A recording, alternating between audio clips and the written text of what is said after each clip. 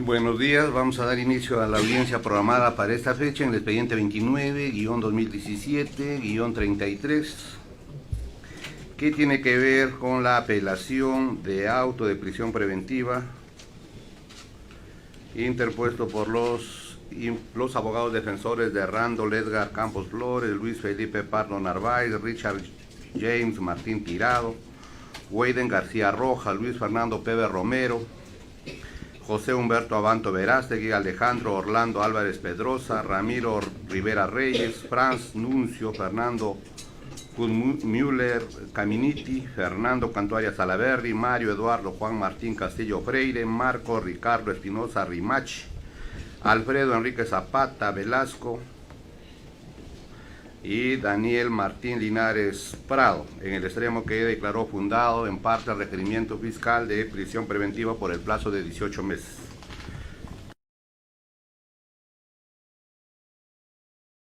Sí, señor presidente. Robinson González. Señor, muchas gracias. Una pregunta, señor, para que se precise. Se ha dicho de que se va a estudiar el caso y por esa razón no vamos a tener una audiencia maratónica. Mi pregunta puntual es, ¿hoy se va a resolver lo que hoy se trata o se va a resolver después de la última audiencia? Después de la última audiencia, vamos a resolver en forma conjunta el caso. Okay, vamos a concluir esta sesión con el debate del recurso de la defensa técnica de Linares Prado. ¿Del abogado? Presente, señor. Muy bien. A ver, vamos a dar cuenta brevemente sobre los agravios. Se señala que en la recurrida hay ausencia de motivación en relación a los pagos excesivos, dado que no se encuentra corroborado con ningún elemento de convicción, pues los montos establecidos en la Cámara de Comercio no son vinculantes. Luego, la existencia de una motivación aparente, ya que la medida impuesta habría sido dictada sobre la base de elementos genéricos, como la prognosis alta de la pena y la presunta pertenencia a una organización criminal, los cuales, conforme lo ha señalado el Tribunal Constitucional, no son suficientes para imponer una medida coercitiva tan grave como la prisión preventiva. Luego señala la vulneración del principio del juez imparcial, pues el juez solo valoró elementos de cargo y no los de descargo. Así también, debido a que no valoró las contradicciones existentes entre la carta de Randall Campos y Rocío Carcelén, los cuales son elementos de cargo. Finalmente señala la vulneración al principio de objetividad, pues el juez sustentó la medida con base a la declaración del aspirante a colaboración eficaz 14-2017, quien no se indica Linares Prado, no valoró la información aportada en relación a las llamadas y que no favoreció indebidamente a Odebrecht, lo cual se corrobora con la resolución emitida por la Sala Civil que declaró infundado la nulidad del laudo arbitral. En base a esas consideraciones solicita se revoque la resolución impugnada. Señor abogado, 10 minutos. Señor presidente de esta honorable sala de apelaciones, dignísimos magistrados, señor representante del Ministerio Público, y adrede, no solo me voy a dirigir a ustedes, señor, en este momento inicial, sino me voy a dirigir al señor fiscal con mucho respeto. Usted lo conoce. Pidiéndole, al tribunal, nada más, pidiéndole, señor, por su intermedio entonces, objetividad, y que al escucharnos se convenza que no se trata de que se le cae un caso, no se trata que hay que hacer lo que sea para que no se caiga un caso, sino se trata, señor fiscal, señores magistrados, de la suerte de un hombre, de la vida de un ser humano. Es verdad, el fiscal ha dicho que mucho hablamos de los derechos humanos. Es que se puede soslayar esos derechos en un proceso penal, digo yo. Señor presidente, señores magistrados, aquí hay una expresión de solidaridad a favor de Mario Castillo Freire. Rescatamos de esta expresión pública de solidaridad algo que es muy importante y que encaja con respecto a mi defendido. Se dice aquí que por el solo hecho de haber participado como árbitro en casos de Odebrecht, es que este señor está en cárcel. Plural. Nosotros lo singularizamos. Mi defendido está en prisión preventiva porque participó en un caso, un solo caso, imputado para la prisión preventiva. El único caso que se le imputa como irregular, como que se ha favorecido a Odebrecht, como que ahí se ha cobrado coimas ocultas, es el arbitraje ad hoc del 2 de marzo del 2015, sin número. No hay otro. Aquí hemos escuchado atentamente todas las intervenciones y nos hablan de 500.000 soles como honorarios, de 400.000 soles como honorarios. Incluso el fiscal ha dicho que es falso que sea solo 150.000, porque considera que es muy poco, que es mucho más. Y me he quedado sorprendido una vez más el por qué mi defendido está en cárcel, privado de su libertad y sobre todo incomunicado, como si ya fuera un condenado. Es algo increíble. Señor presidente, señores magistrados, a mi defendido, ningún colaborador eficaz, ninguno de esos que están en proyecto o aspirantes a colaboradores eficaces, lo ha sindicado como que ha cobrado alguna coima directa, abierta, encubierta, por lo bajo, no sé qué expresión ya darle a esto. Ninguno. Han desfilado esos colaboradores eficaces, el 908, el 14, y no lo mencionan. Por ahí lo mencionan en procesos arbitrales donde ha participado, pero que no está cuestionado, en el que no se le está imputando ningún cargo. Es más, me acuerdo del 1670, donde incluso hubo una intervención del Poder Judicial que declaró infundada esa resolución, ese laudo arbitral, y también una intervención de la Corte Suprema que declaró infundada, inadmisible, me parece, la casación. Pero eso nada tiene que ver con mi defendido. Mi defendido, les reitero, está por el ad hoc sin número del 2 de marzo del 2015. Señores, felizmente estamos ante un tribunal, y por favor no lo tomen como una lisonja, ni como una pasada de mano. No, es verdad. Estamos ante un tribunal, ante una sala académica, que felizmente conoce y escribe incluso sobre lo que significa el derecho penal. ¿Qué es el cohecho? Recibir una coima. Cohecho pasivo. Yo recibo. No pido, no solicito. Yo recibo una coima. Específica, todavía le pone el Ministerio Público. Bien. ¿Qué se dice con respecto a este arbitraje ad hoc?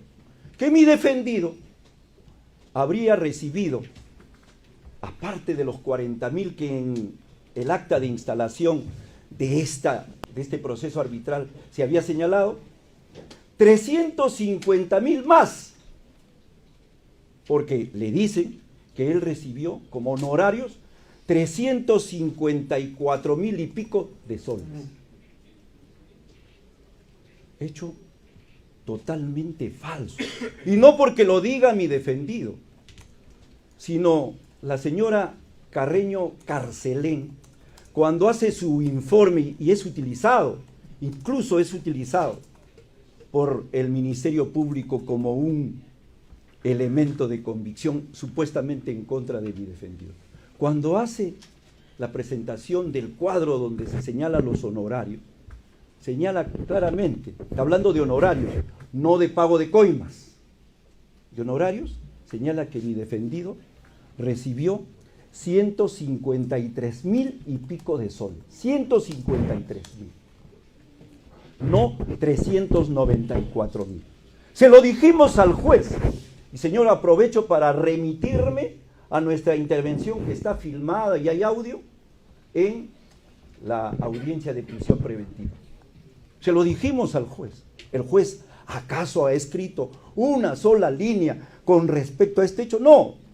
Dijo, ha recibido honorarios simulados, honorarios que significan un pago de coima disimulado, por el monto de 153.000. Ya no menciona 394.000, porque le hicimos notar al Ministerio Público eso, le hicimos notar al juez eso.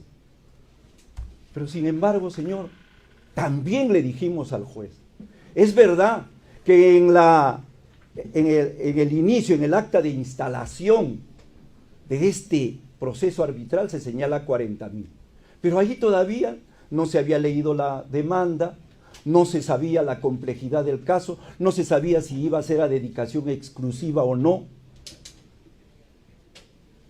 Y le señalamos, posteriormente existe en el mismo proceso arbitral documentos que acredita que efectivamente hubo un reajuste de honorarios legal, no camuflado, no disimulado. ¿De cuánto? Señores, de 100.000 soles. Salen 153.000 sin deducir los impuestos. En realidad fueron, y lo dice el documento, en la instalación 40.000, y cuando termina el proceso, cuando ya saben cuál es la complejidad del caso, señalan 100.000 soles, y está en la página 75 del proceso arbitral. Ahí está ese monto, señor presidente, señores magistrados. Entonces, ¿dónde está la coima oculta, disimulada? ¿Dónde están los 394.000 soles? No hay. Y en total, mi defendido en puridad recibió como honorario 140.000 soles. 140.000 soles que supuestamente va en contra de la tabla a la que han hecho mención de la Cámara de Comercio. Pero ya sabemos, felizmente se ha acreditado, se ha mencionado, que esa tabla solo es vinculante en tanto y en cuanto el arbitraje sea institucional. En este caso no lo fue. Señor, se ha incurrido en falsedades en esta resolución. Se dice que uno de los indicios que acredita que mi defendido ha cometido cohecho, ha cometido todos los demás delitos que son asociación ilícita, lavado de activos, es que él fue presidente de ese tribunal arbitral. Fue presidente. Totalmente falso. Él no fue presidente de ese proceso arbitral. Se ha dicho también como una afirmación, sin lugar a dudas, en esta resolución, que él ha favorecido indebidamente a Odebrecht.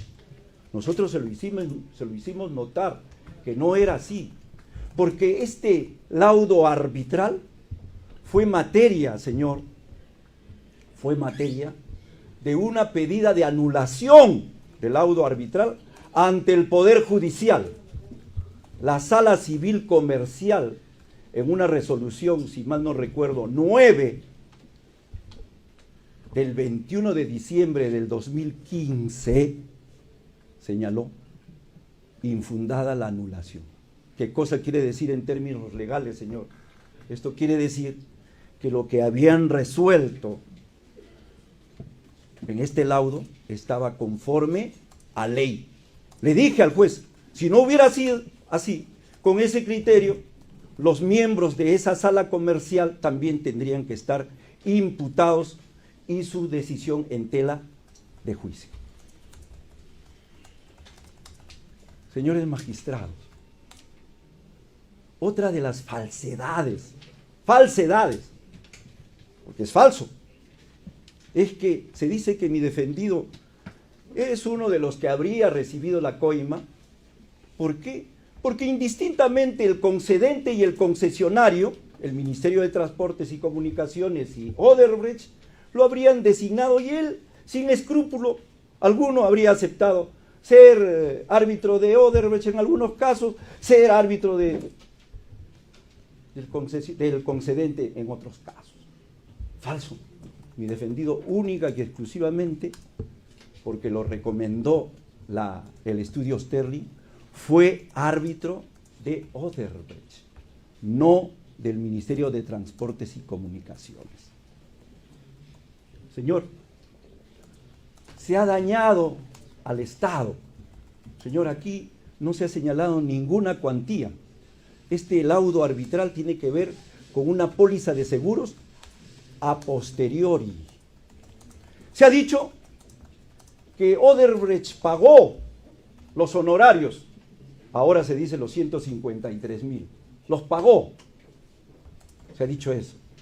Señores, en la parte final del laudo arbitral se señala lo siguiente, y esto es legal, no es arbitrario, no es ilícito, etc. En la parte final se dice, se puso a consideración los recibos, y ahí viene la confusión del que no vio el Ministerio Público y apresuradamente hizo la imputación. Se giraron recibos por Randall y por el otro integrante, además de mi defendido, se giraron recibos a favor de el Ministerio de Transportes y Comunicaciones y de Odebrecht, 50%, 50%, en un primer momento y después. El Ministerio de Transportes en su momento no pagó. ¿Quién asumió el pago? Odebrecht. Ah, ahí está pues. Con eso se demuestra que Odebrecht los estaba coimeando. Señor presidente, en la parte final del laudo arbitral se dice, si bien es verdad, Odebrecht pagó, pues estos honorarios tendrán que pagar los 50%. El concedente tendrá que pagar lo que le corresponde a Odebrecht. Eso es lo que se señala, y eso es lícito, legal, cotidiano en los laudos arbitrales. La pregunta es, ¿dónde está el cohecho? ¿Dónde está la razón de ser básica de este proceso? Es verdad. Bien, señor abogado, su tiempo ha vencido, 1 minuto para concluir. Señor, permítame por favor, a otros les ha dado 15, yo le ruego que a mí me dé 5 minutos más, por favor. Ya van, fíjese. Por favor. Exactamente. Por favor. 14 minutos. Por favor, señor. Aquí se trata de la defensa y además estoy en el último lugar, disculpen ustedes, por favor. Ya, a ver, continúe, por favor. Continúe. Señor, se ha dicho que el juez no ha tomado en cuenta los elementos, porque son muy débiles, los elementos de convicción con respecto a la asociación y al lavado de activos. Y efectivamente, en su momento le dijimos al juez, señor, acá no puede haber asociación ilícita, porque le explicamos, y no les vamos a explicar a ustedes, cuáles son los requisitos, los presupuestos legales para que haya una asociación ilícita. No hay lavado de activos, porque el lavado de activos es tal cosa, es buscar que el dinero ilícito tenga una apariencia de dinero lícito, o el activo tenga una apariencia de activo lícito. Eso lo dijo. Si ustedes revisan el audio de la resolución, el día en que se llevó a cabo la audiencia de prisión preventiva, van a ver que con respecto a mi defendido, la verdad no quiero mencionar a un actor cómico, no lo quiero mencionar, pero las expresiones, y ahí están, del juez con respecto a los fundamentos de mi defendido, eran fundamentos que no se entendían. Yo no le comprendía, trataba de entenderlos, pero sin embargo ahora me doy con la sorpresa que el juez dice que sí ya se ha acreditado, ni siquiera dice se habría acreditado, se ha acreditado el lavado de activos. ¿Con qué? Por el hecho de que mi defendido ha comprado carros. Ha comprado carros, señor, y nos hemos encargado ahí, por eso me remito a la filmación de la defensa que hicimos ese día. Hemos entregado documentos que acreditan que los vehículos, primero, a nombre de él. Y si hay alguna empresa, a nombre de la empresa de él. Se ha comprado con préstamos del Banco de Crédito del Perú, con préstamos del Banco Continental, con el sistema de Pandero. Así se ha acreditado el lavado de activos. Señor, me voy al arraigo. Usted dirá, pero ¿por qué? Como hace un rato preguntó. Es que tenemos que ver todas las aristas. El arraigo laboral, señor. No se trata de que mi defendido lo pretendamos encumbrar y decir que es... No, simplemente, señor, además de ser abogado, es profesor universitario y sigue ejerciendo la docencia. Sigue ejerciendo la docencia en la San Martín, Derecho Civil, en la San Ignacio de Loyola, arbitraje. Sigue ejerciendo la docencia. Y ha estado hasta antes de su detención también como árbitro, o sea, no ha dejado de ser árbitro. Entonces, ¿dónde está la falta de arraigo laboral? Y nos han dicho que hay peligro de entorpecimiento. ¿Por qué? Señor, porque mencionan un requerimiento, si mal no recuerdo es el requerimiento 23 del 2019, ¿no? Ese requerimiento, señor, no se lo notificaron y le dijimos al juez, no se lo han notificado. ¿Quién tiene que probar, demostrar que sí le notificaron ese requerimiento? El Ministerio Público. ¿Pero qué dice el juez en su resolución? Si no le notificaron, entonces el abogado debería de haber cuestionado y entonces abdicó de ese derecho el abogado inmediatamente anterior a mi persona. Con eso se pretende demostrar que hay peligro de entorpecimiento. Señor, y con respecto al peligro de fuga, como le dije al juez, y ninguna de las aseveraciones, ninguna de las fundamentaciones que nosotros hemos hecho, señores magistrados, está plasmada como fundamentación negativa, refutando en la resolución. Pero con respecto al peligro de fuga, ¿qué le dije? Si mi patrocinado estuviera en este momento, ese día todavía no estaba detenido, si mi patrocinado estuviera con prisión preventiva ahorita, y se estuviera detenido, y se estuviera discutiendo su prisión preventiva, podríamos decir, bueno, como tiene pasaporte, como ha viajado fuera del país, ¿no? Puede fugar. Si así fuera, no estaría aquí, le dije al juez. No estaría aquí, no se hubiera presentado. Él ha venido a las audiencias, y ha venido incluso a la última audiencia, donde fue privado de su libertad. ¿Por qué? Porque creyó en la justicia, porque creyó en lo que dijo el juez en su primer fundamento. ¿Qué dijo? Que sí sabía lo del pleno del 1 del 2019, sí sabía con respecto a que la libertad es la regla y la excepción es la detención, que sí sabía, pero su resolución está demostrando que no sabía, o sabiendo, aún a sabiendas, él resolvió en contra de lo que señalan estos principios fundamentales. Señor presidente, gracias. Yo solicito a usted, a ustedes, señores magistrados, y al señor fiscal, que vean que aquí no hay ninguna razón, ni una sola, para que mi defendido sea privado de su libertad. Y por esa razón solicitamos que declaren la revocatoria de esta resolución y reformándola, señalen comparecencia simple, porque mi defendido no tiene razones para fugar. Bien. Ni para entorpecer la labor probatoria. Nada más, señor. La Fiscalía. Gracias, señor magistrado.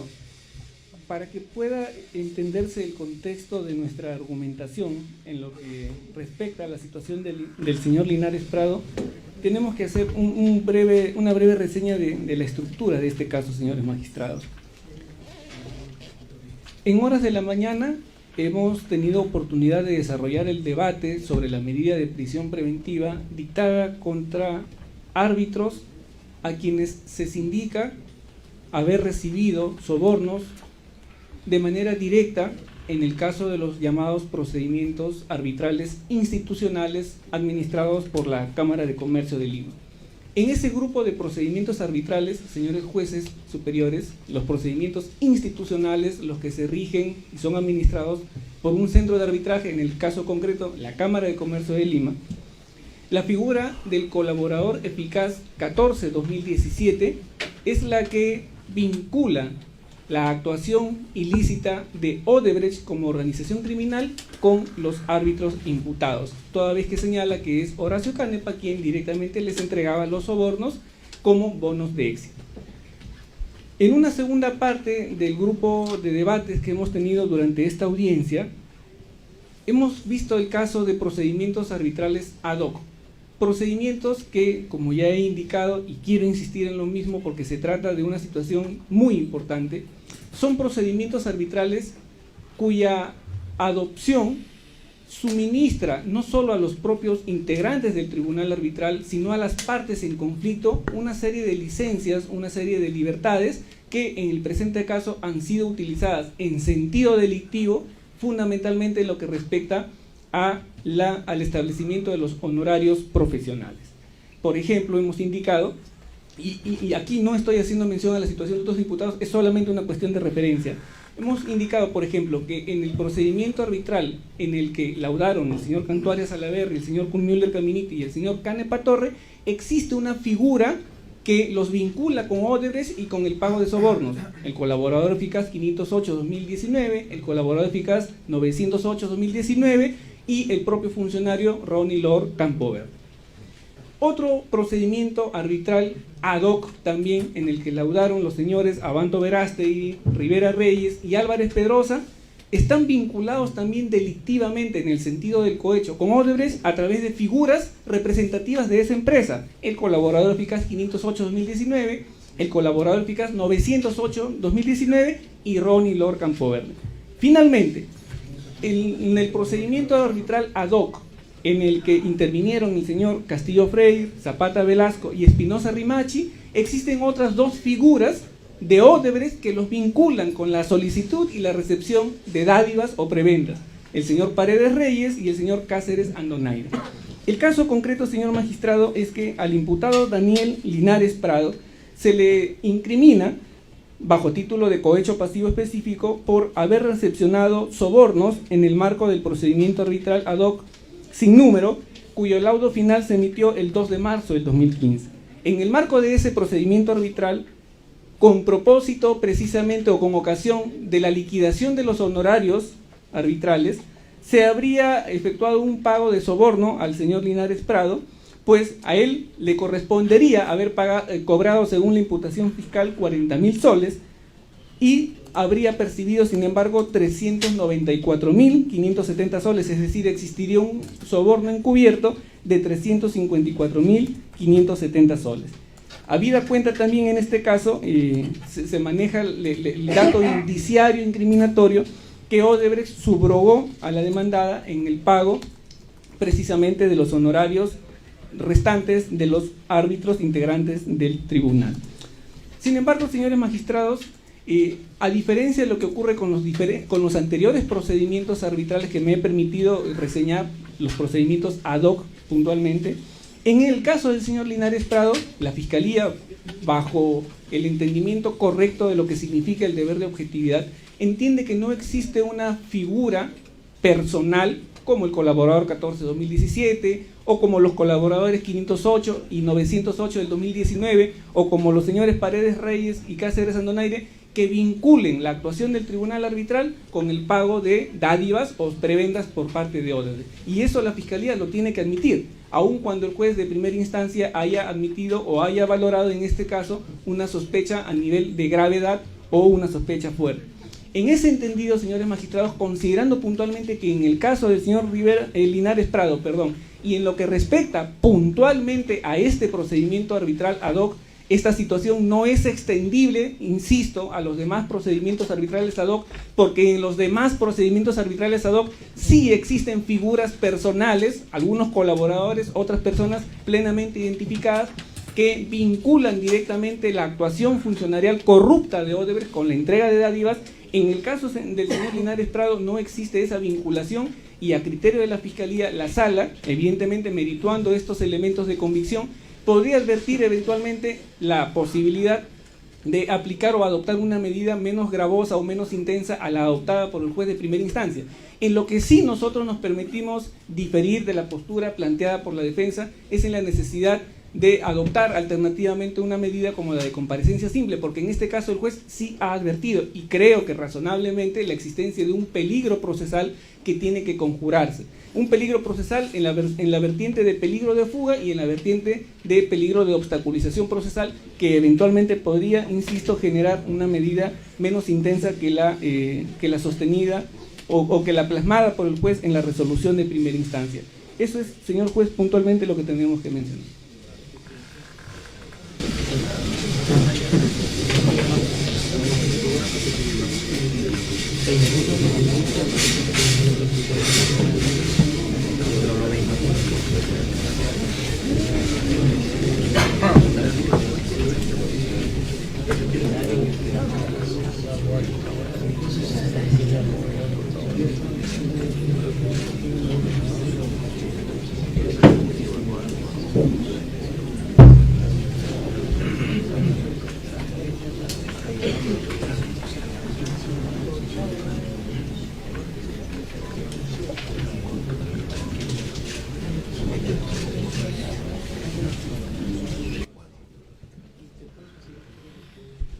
Bien, réplica. Sí, señor.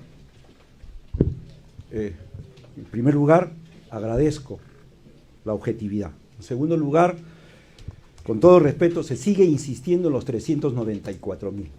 En realidad, señor, hemos señalado los documentos que acreditan que eran 40.000 al inicio y 100.000 después. O sea, no son 394.000. Después, con respecto al peligro que tiene que ver con lo que hemos solicitado, nosotros no estamos haciendo una solicitud descabellada. ¿Por qué solicitamos una comparecencia simple? Parece mentira, señor, que una comparecencia con restricciones mella también el honor de las personas. Ya el honor de mi defendido está mellado, está dañado. Tiene un hijo de 10 años y otro de 19 años, que están viendo dónde está sentado su padre. En consecuencia, ¿qué es lo que pedimos? Que en alguna forma le resarzan ese honor mellado.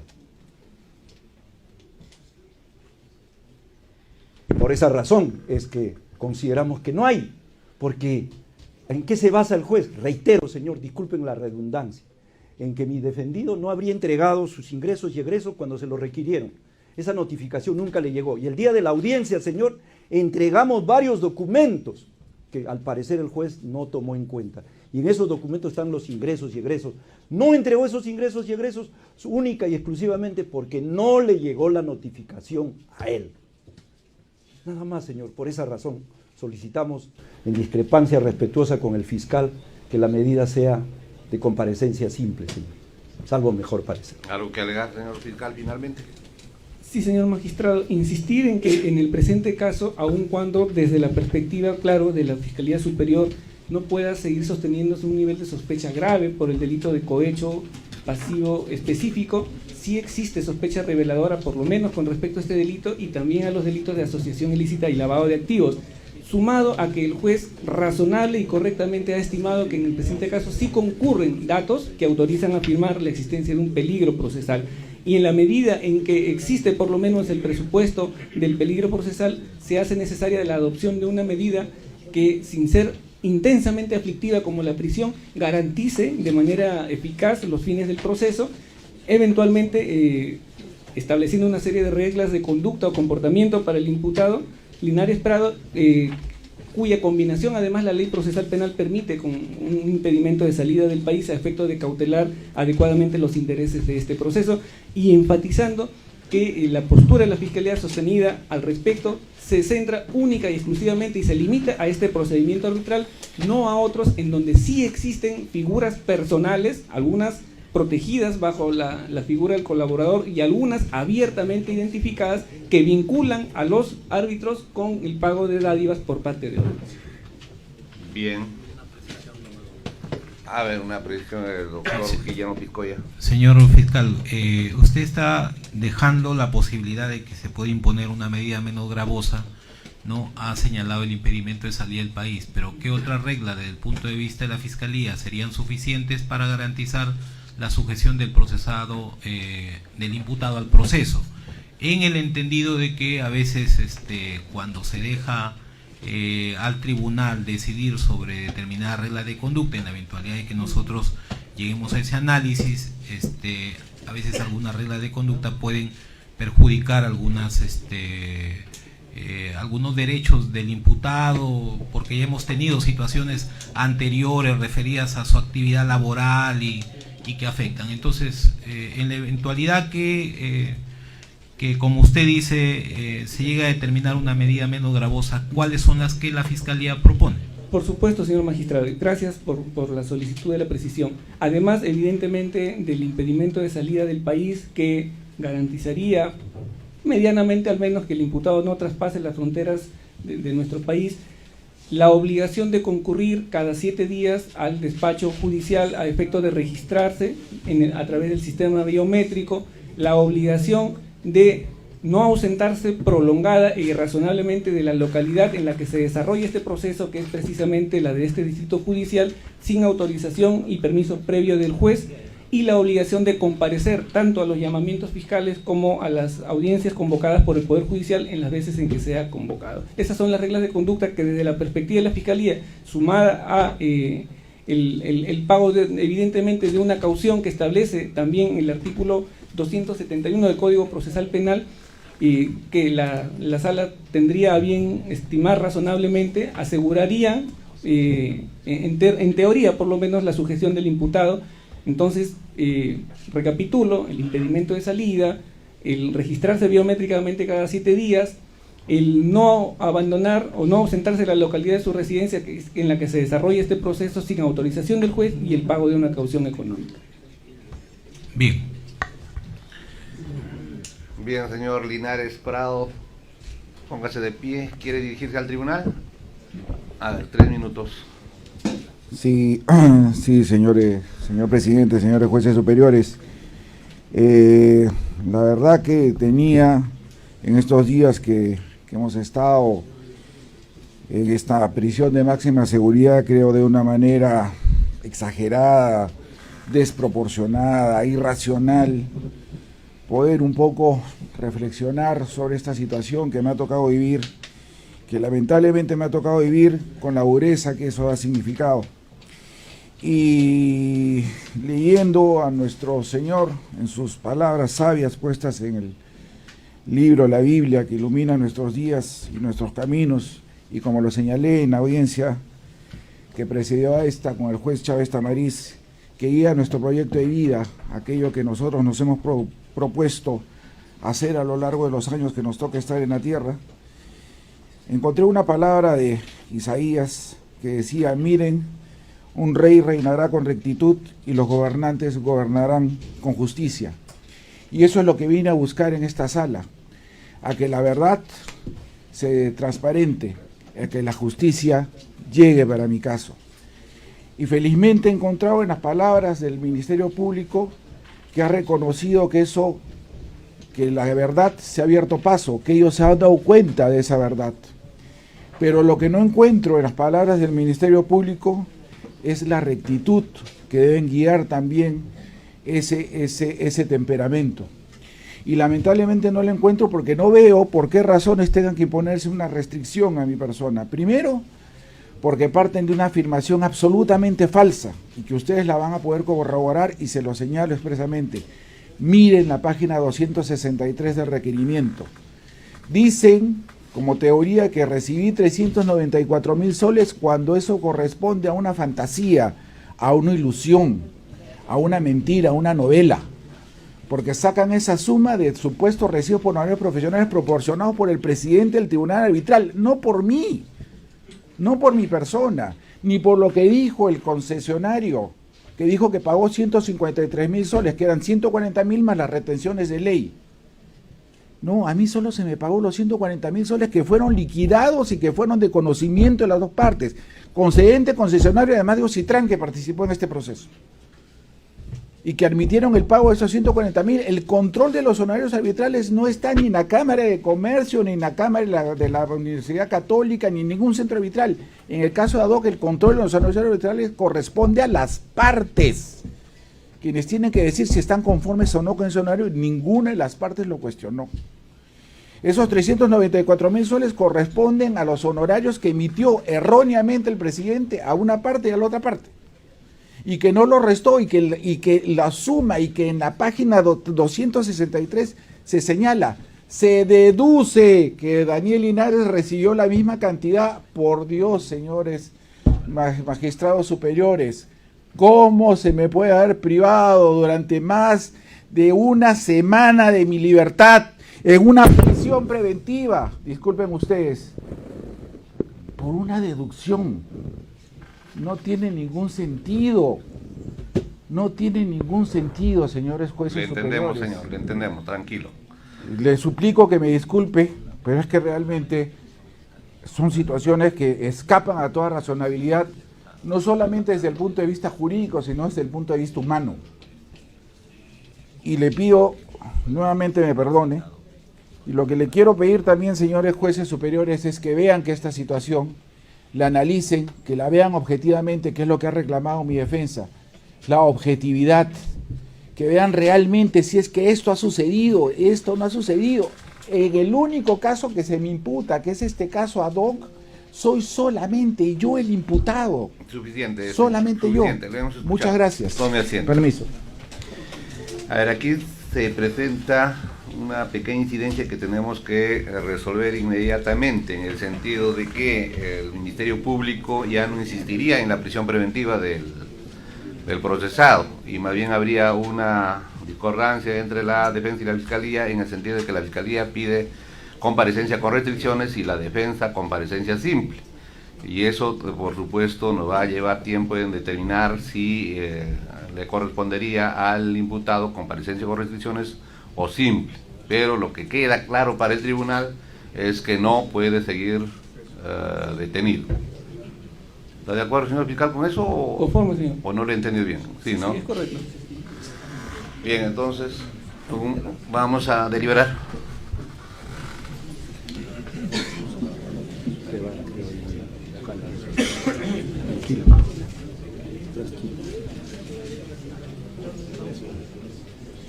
A hacer un intermedio de 15 minutos para resolver la situación que se ha presentado en este acto. Pero eso solamente sujeta al abogado y procesado de Linares Prado. Los demás abogados pueden ya retirarse y por supuesto ya están citados para el lunes a las 3 de la tarde. Teoría.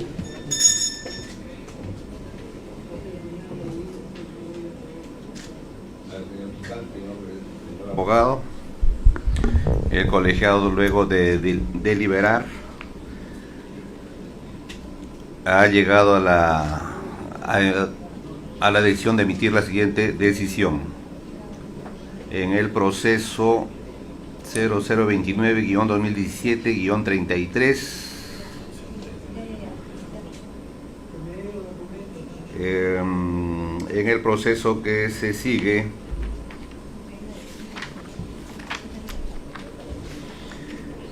a los imputados Randall Edgar Campos Flores y otros por el delito de cohecho pasivo propio y otros en agravio del Estado.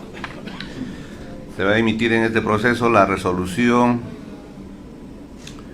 número 3 y tiene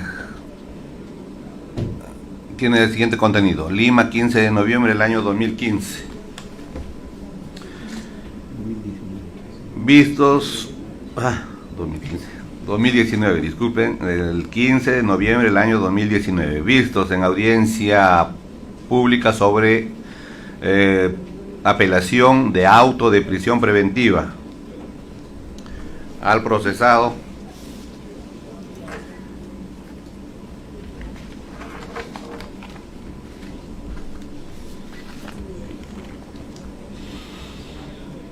Daniel Martín Linares Prado, y he escuchado al fiscal superior y abogado defensor, y considerando, primero, el fiscal al intervenir para refutar los argumentos del abogado defensor, quien fue el autor del recurso de apelación al auto de prisión preventiva, ha señalado en esta audiencia que respecto del procesado Linares Prado no habría elementos de convicción que determinen una sospecha fuerte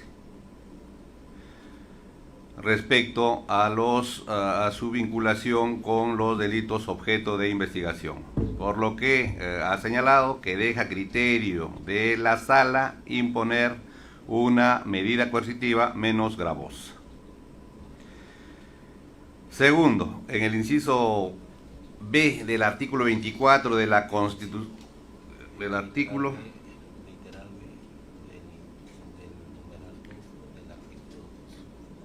ya en el inciso B del, o mejor, en la letra B del inciso 2 o del inciso 24 del artículo 2 de la Constitución Política del Estado, se tiene que no se permite forma alguna de restricción de la libertad personal, salvo en los casos previstos en la ley. Esta disposición constitucional debe aplicarse en concordancia con el artículo 6 del título preliminar del Código Procesal Penal, que señala: las medidas que limitan derechos fundamentales solo se impondrán mediante resolución motivada y a instancia de parte procesal legitimada. En este caso solamente se puede imponer, y en este caso solamente se puede confirmar una prisión preventiva a petición de sujeto legitimado, en este caso a petición del Ministerio Público. Asimismo, el artículo 255 del Código Procesal Penal, que es necesario dar cuenta, señala que las medidas establecidas en este título, sin perjuicio de las reconocidas a la policía y al fiscal, es decir, en flagrancia, por ejemplo, solo se impondrá por el juez a solicitud del fiscal. En igual sentido tenemos el artículo 268 también del Código Procesal Penal de 2004, que señala en forma nítida que el juez a solicitud del Ministerio Público podrá dictar mandato de prisión preventiva, y esto hay que entenderlo pues que también solamente el juez puede confirmar una prisión preventiva, como en el caso que nos ocupa, a petición de parte. Esto es siempre y cuando el titular de la acción penal insista en que se confirme la medida de coerción personal, como es la prisión preventiva. En tal sentido, se tiene que, ante un recurso impugnatorio en el cual la defensa busca, en este caso, la revocatoria de la prisión preventiva impuesta por el juez de primera instancia, al momento que se le otorgó el uso de la palabra al fiscal superior para que refute a los argumentos del abogado defensor, este ha concluido en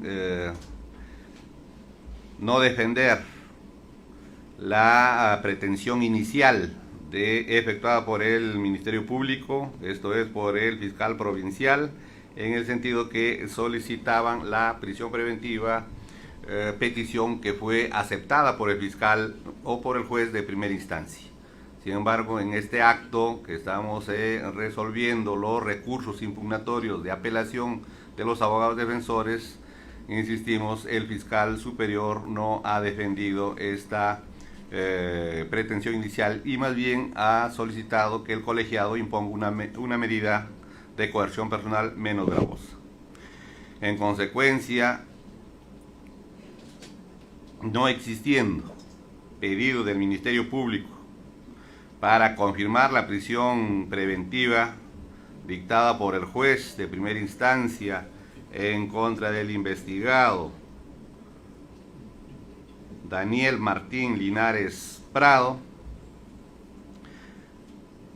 corresponde disponer la libertad del imputado, en tanto el colegiado analiza la situación jurídico-procesal para determinar si corresponde imponer comparecencia con restricciones, como lo ha solicitado en este acto el representante del Ministerio Público, o si corresponde imponer comparecencia simple, como lo ha solicitado a su turno la defensa. Ese aspecto el colegiado va a seguir deliberando para determinar y se va a resolver con la resolución que se va a tener que emitir para todos los procesados en este caso. En consecuencia, en tanto no se decida la medida coercitiva menos gravosa que la prisión preventiva, solo queda obligado el imputado antes referido a no ausentarse de su lugar de domicilio y concurrir a las citaciones que eventualmente le pueda hacer el Ministerio Público. Con base a tales consideraciones, este tribunal, aplicando la Constitución y la ley, resuelve disponer la inmediata libertad del imputado Daniel Martín Linares Prado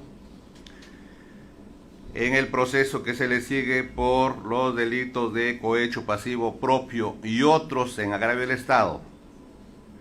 Libertad que debe producirse siempre y cuando no exista otra orden de prisión preventiva emitida por otro órgano jurisdiccional, oficiándose en el día al presidente del INPE para que dé inmediata libertad al citado procesado.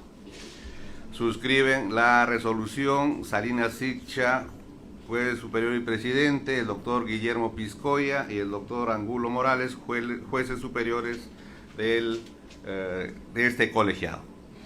Bien, con esto damos por finalizar esta sesión de audiencia y quedan todos notificados para continuarlo el lunes a las 3 de la tarde, como ya así está programado.